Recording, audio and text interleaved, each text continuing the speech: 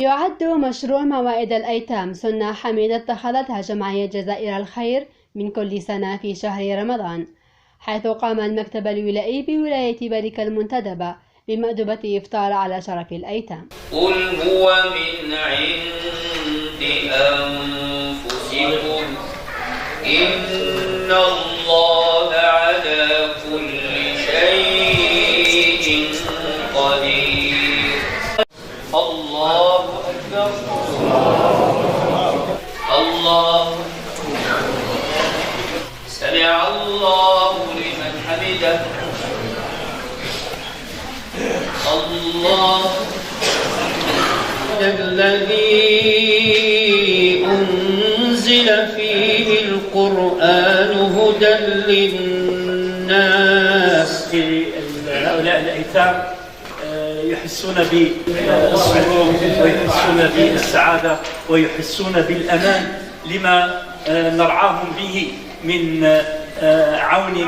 والحقيقة هذه ربما ميزة جزائرية في رمضان، خاصة إذا نحن تحدثنا عن غزة وعن أحوال إخواننا في غزة، فهذا يكون أكثر. السؤال الأول: صحابي جليل هو قريب للرسول صلى الله عليه وسلم، افتداه في سريره يوم هجرته، وكان حامل لواء المجاهدين في معركة بدر، رابع الخلفاء الراشدين وزوج ابنة رسول الله، فمن هو؟ كمل. علي بن أبي طالب. اعتبر عبقريا في الحروب وكان من المتأخرين في الإسلام، فمن هو؟ خالد بن الوليد. شكرا. اللهم أكرم من أكرمنا، اللهم احفظ الجزائر، اللهم اجعل هذا البلد الجزائر بلدا آمنا سخاء رخاء أمنا واستقرارا. لنشارك إخواننا المتطوعين في جزائر الخير هذه المأدبة التي أقيمت على شرف الأيتام في إطار مشروع موائد الأيتام.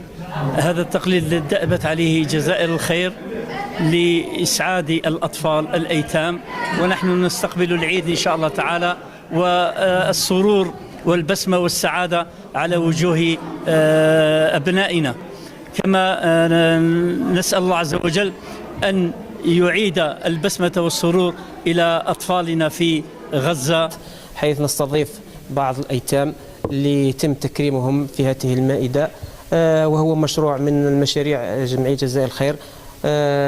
في هذه المناسبة لا يسعني إلا أن أتقدم بالشكر الخالص لكل المحسنين، لكل المساهمين اللي راهم واقفين معنا.